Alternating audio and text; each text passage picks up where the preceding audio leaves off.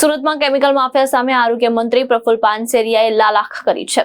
પાસોદરા વિસ્તારની ખાડીમાં ગેરકાયદેસર રીતે કેમિકલ ઠલવાતો હોવાની માહિતી મળતા જ આરોગ્ય મંત્રી એક્શનમાં આવ્યા હતા અને તાત્કાલિક કાર્યવાહી માટે કડક સૂચના આપવામાં આવી હતી। સુરતના પાસોદરા વિસ્તારમાં આવેલી ખાડીમાં વહેલી સવારે કેમિકલ માફિયા દ્વારા ગેરકાયદેસર રીતે કેમિકલ ઠાલવવાની પ્રવૃત્તિ ચાલી રહી હોવાની માહિતી સામે આવી હતી।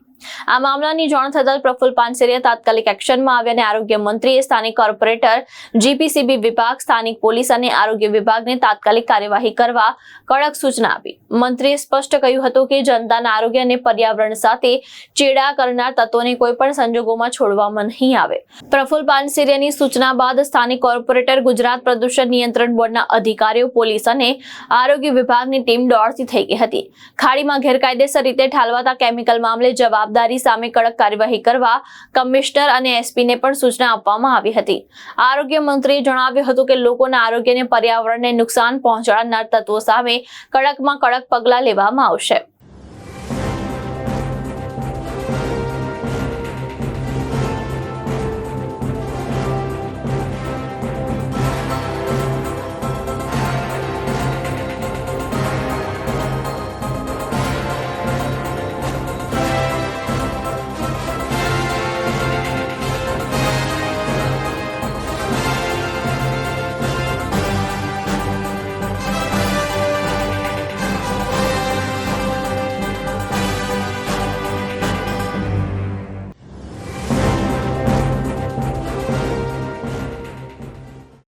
ભાવેશ ઉપાધ્યાય, દ્રષ્ટિકોણ ન્યૂઝ, સુરત।